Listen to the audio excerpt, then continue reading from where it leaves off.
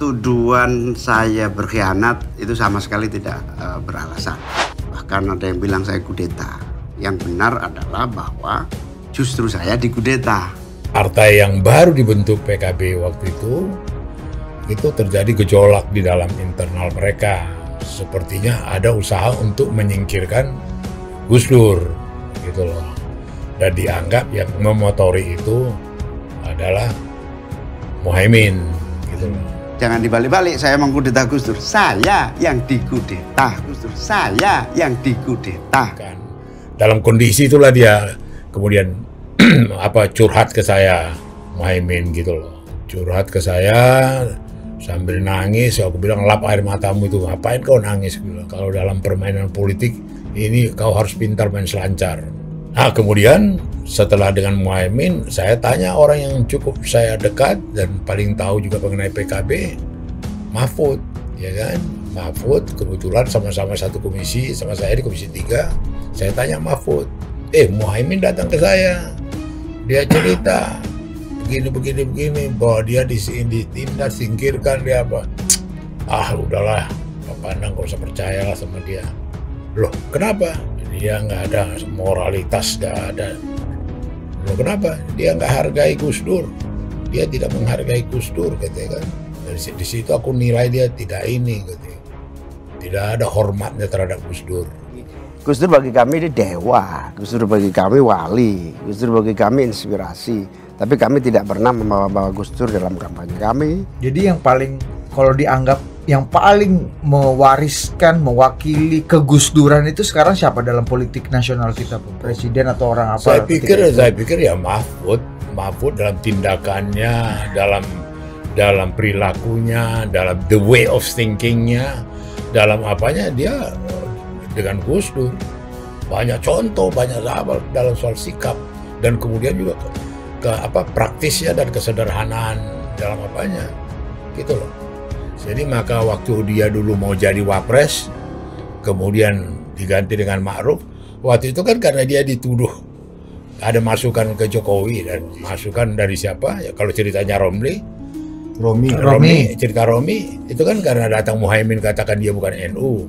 Tapi apa yang membuat Imin sendiri 2019 ya Pung ya, itu sampai ada statement bahwa Mahfud itu bukan NU gitu, sampai harus declare ke publik gitu bahwa NU bukan Mahfud.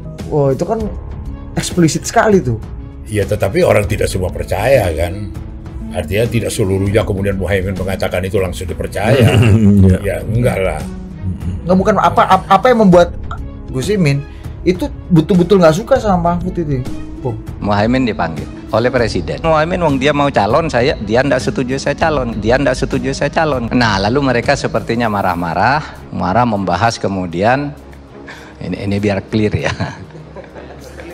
Ketemulah saya di Empu Sendok dengan Muhaimin, bukan di kantor DPP. Disitulah Muhaimin mengatakan, Pak Mahfud bukan saya loh yang bilang Pak Mahfud itu bukan kader NU, katanya. Iya, saya tahu lah anak buah Anda, dan yang menjawab juga bukan saya, itu anak buah saya bilang. Saya katakan begini, saya ini kader NU, sekolah saya, kepengurusan saya juga resmi ada di NU. Kalau harus ikut pelatihan kader apa, itu ya saya kira Muhaimin juga tidak pernah ikut, karena dia PMI itu bukan Banom NU loh. Dia karirnya di PMI. Tapi ini sudah selesai permainan ini. Tetapi semua sumber yang saya sebut tadi bisa dipertanggungjawabkan. Kalau ada yang membantah saja.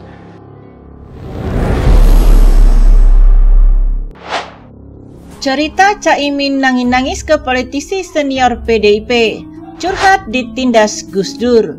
Politisi senior Pandana Baban buka-bukaan bahwa dirinya pernah dicurhati oleh Ketua Umum Partai Kebangkitan Bangsa atau PKB, Muhaimin Iskandar atau Caimin. Kala itu, Caimin disebut mendatangi Panda untuk buka-bukaan sambil menangis. Akan disingkirkan dari PKB oleh Abdurrahman Wahid atau Gus Dur. Terjadi gejolak dalam internal PKB. Sepertinya ada usaha untuk menyingkirkan Gus Dur dan dianggap yang memotori adalah Muhaimin. Dan kemudian Gus Dur bereaksi, Muhaimin perlu disingkirkan, ujar Pandana Baban dalam pembicaraan di Total Politik. Dalam kondisi itulah Muhaimin curhat ke saya sambil menangis. Aku bilang, lap air matamu. Aku bilang, dalam politik kau harus pandai main selancar. Kedudukan di Wakil Ketua DPR juga cukup kuat, imbuhnya. Diketahui, Caimin menjadi Wakil Ketua DPR RI pada 1999 sampai 2004. Kala itu PKB baru kembali bangkit usai Gus Dur dilengsarkan. Usai mendengar cerita Caimin, Panda tak langsung percaya. Dia bertanya pada orang yang mengetahui isi dalam PKB kala itu, yakni Mahfud MD. Kemudian setelah dengan Muhaimin, saya tanya orang yang cukup tahu tentang PKB. Mahfud yang sama-sama dengan saya di Komisi 3, ungkap Panda Nababan. Saya bilang Muhaimin cerita ke saya. Muhaimin bilang ditindas dan disingkirkan. Lalu Mahfud bilang, nggak usah percaya sama dia. Dia nggak ada moralitas. Dia nggak hargai Gus Dur. Di situ aku nilai, dia Muhaimin tak ada hormatnya terhadap Gus Dur, tandasnya.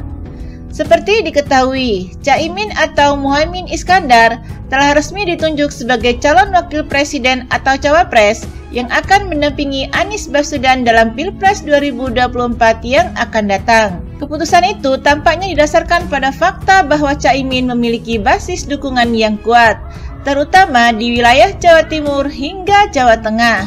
Sebuah langkah politik yang dianggap sebagai keberhasilan Caimin dalam dunia politik Indonesia. Sebelumnya, dia juga berhasil memimpin Partai Kebangkitan Bangsa atau PKB yang pernah digagas bersama oleh tokoh besar Gus Dur. Menurut laporan dari Hops.id melalui jaringan suara.com, Caimin telah melakukan 2 manuver strategi selama perjalanan politiknya. Manuver pertama mencakup langkah-langkah yang diambilnya untuk mengambil alih kepemimpinan PKB yang sebelumnya dipimpin oleh Gus Dur. Tindakan itu akhirnya membawanya menjadi pemimpin partai tersebut, menunjukkan keterampilan politiknya yang luar biasa. Sementara itu, manuver kedua datang dari Partai Nasdem, yang akhirnya memutuskan untuk bergabung dengan PKB dan mengusung Muhaimin Iskandar sebagai calon wakil presiden yang akan mendampingi Anies Baswedan. Keputusan ini telah disambut dengan baik oleh Muhaimin dan diumumkan dengan cepat oleh Nasdem. Namun, pernyataan dari Sudirman Said, Ketua Tim 8 Koalisi Perubahan untuk Persatuan atau KPP, mengungkapkan bahwa tim tersebut telah menunggu berhari-hari tanpa mendapatkan jawaban yang jelas dari Partai Demokrat.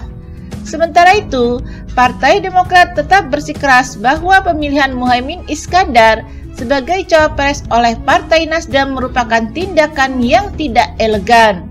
Mereka juga merasa dikhianati dan kecewa dengan perjanjian yang telah dibuat dalam dinamika politik yang semakin kompleks menjelang pemilihan presiden.